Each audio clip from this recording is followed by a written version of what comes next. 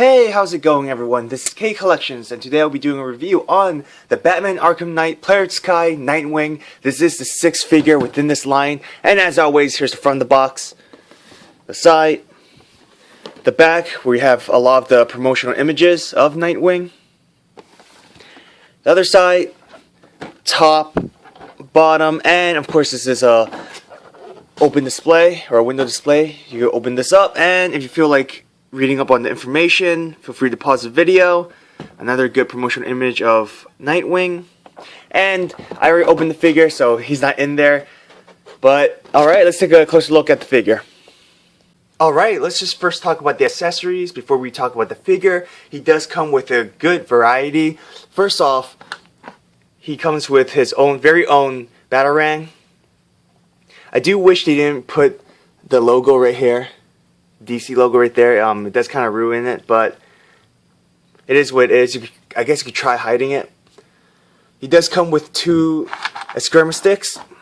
As you can see, I already put them into his hand. They are a little tough to insert into his hand, so I always suggest using like a blow dryer or something, to warm it up. And then it does come with 2 closed Eskrima sticks. Very detailed. Again, I wish you didn't put the logo there, but it is what it is. He does come with a back piece to put his weapons behind him.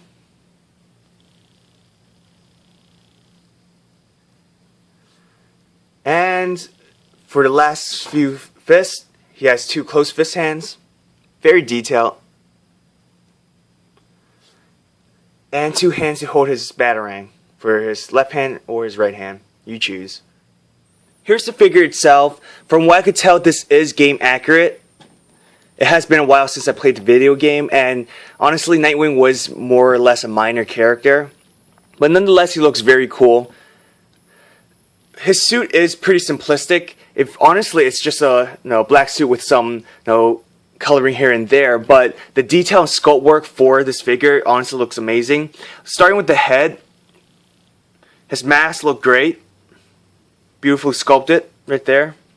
His hair does look a little awkward, but it has been a while since I played the game, like I said before. I can't remember if this is how his hair is supposed to look like, or is it supposed to be more towards the front. His eyes are beautifully painted as well. His mouth is where, I don't know, you guys could probably tell itself. There's some shaded area around his mouth, which looks awkward. Even the coloring for his lips are a little off as well. So the mouthpiece and sculpt work is a little sloppy to me. But I mean, other than that, everything else looks amazing. The sculpt work on his neck, it's a little dark, but it's more of a glossy black. First thing to note is I really love the different colors of black. Right, there are different separation of black and gray. Like I mentioned, his neck right there is more of a glossy black. Here's the back portion of his head. Same thing with this part. His hair will hinder some articulation, but I'll get to that a little later. One of the best part of this figure is his, I guess, Nightwing symbol, or this piece. And little bits of, I guess, the blue paint all around this figure. It looks great because I love how it transitions into purple. That just looks wonderful to me. As well as right here. You can see a little paint issue right there, but it's to be expected.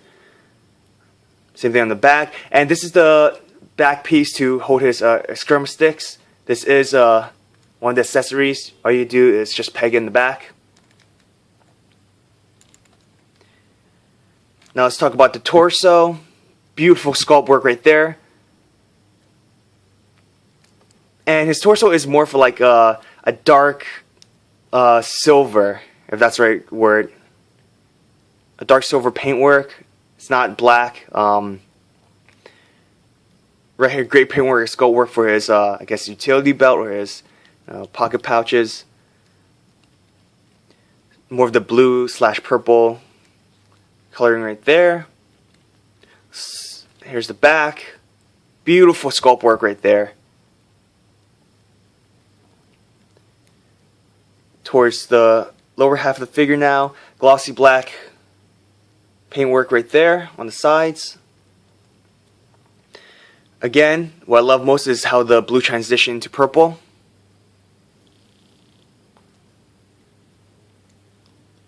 And again, this is more of a a dark silver paint. I can't really call it gray. It is shiny, so I'm just gonna say silver. All right, that's just some up, and he fell. That's one thing about the Player's Kai figures. Sometimes they suck at standing, but yeah, let's get to our articulation now. So starting with the head, you go about this far down. There are 2 points of articulation or joints, one in the upper portion of the neck and the lower portion, so you could bend his head up just a little bit more, but like I said, his hair in the back will hinder the articulation just a little bit, and that's about how far up you could see.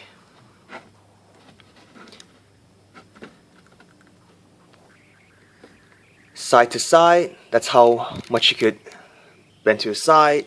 And other way as well. Before his hair, again, will affect the articulation a bit.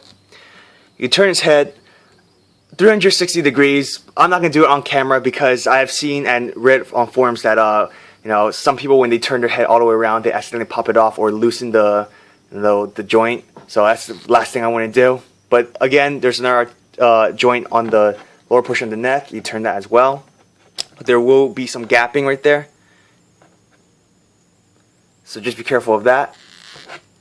So in terms of articulation for the head, it's excellent. The only portion, or the only problem is that you can't really make him look up that much because of the hair. Now for the articulation on the arm, this shoulder piece is soft plastic, so you could bend the arm to about that much. It does look a little weird on the shoulder, but that's okay.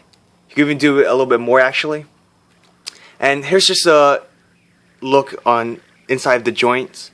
There are some gapping, but I mean it is to expect it with the Player's Kai line or many figures with articulation. Sometimes you can bend it about that much forward. I say you can even do 360 degrees, but again, no, especially for Player's Kai figures, I don't want to loosen the joint or damage it. It has happened in the past before. About that far backwards, and you're going to see a huge gapping right there. Looks ugly as crap. For the elbow, about that much. Beautiful articulation there. That much backwards before this elbow piece gets in the way. So it's not entirely straight. Some swivel there. You can honestly turn it 360 degrees as well. Same thing with the wrist. You can rotate it, and that's how much far back it go, and that's how much it could go forward. So good range of movements. Good range of movements right there. Let's move on to the waist or the chest area. Articulation for chest right there. That's how much far down he could bend. That's how far up he could bend as well for the upper portion or the chest. Side to side. You could honestly try turning it around a bit. But the soft plastic will get in the way, and I wouldn't force it as well. You don't want to snap a joint or anything. For the waist, same thing, side. That's how much you could bend sideways. The other way. Good range of movement there. That's how low he could bend for the waist, and that's how high he'll bend for the waist, and you will see a little gapping right there as well. Honestly, great range of movements. Now lastly, for the leg, let's see if we could do a split. You gotta be very careful. I don't know if you guys see when I did the Player's Kai Sora, Halloween Town Sora, I accidentally took off the leg. It was loose already. That could be a quality control issue, but just be careful when you're trying to, move your characters, especially when you're doing a full split. To about that much. good amount right there. You kick about that far up, not too high, and backwards is very limited as well because I guess the soft plastic on his butt will get in the way a bit. That's about it. For the knees,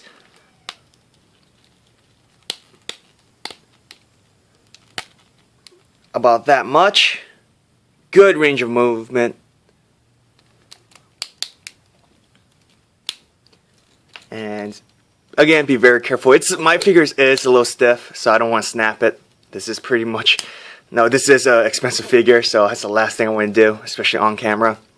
For the feet, about that much down, looks great, and that much upwards. There is a thigh swivel, so you could, rotate it. It will or you will have to align it to make it look a little better. Otherwise it will look a little awkward. You can also rotate the feet to a good range of movement on there as well. Here's just a quick size comparison with the Funko Pop Batman from Arkham Knight. And here's just another size comparison with the Arkham Origins Deathstroke, one of my personal favorites. It is a Player's Kai figure as well. And it's sad to say I don't own the Arkham Knight Batman, so I can't really compare that to the Nightwing. So, some final thoughts on this figure. I really like this figure. Player's Kai has been increasing in price, so if you guys can find this for a good amount, then definitely go for it. This is a must-have for any fan of Nightwing. And if you're not a fan, then, well, you could definitely just skip this then. But I did purchase this on Amazon for about $80. And I think it's still there as well. There are many sellers who are selling it for around $80 and $90. So if that's a little too high for you, I definitely recommend some other figures. I know Arkham Knight has, a Nightwing figure within the DC Collectibles line, so you could definitely get that instead. But if you want a decent sized figure with great articulation, great detailing, again, my only gripe was the mouth, which was a little sloppy to me because there's some shading and black shadowing around the mouth, and the paintwork for the lips was a little off. But other than that, great figure, highly recommend it. And yeah, I hope you guys enjoyed this video. Hopefully this was helpful. And if you do enjoy this video, hit the like button. I always love the support. And subscribe to my channel. I always do other unboxing videos / reviews. And yeah, hope you guys enjoy this. As always, guys, have an awesome day.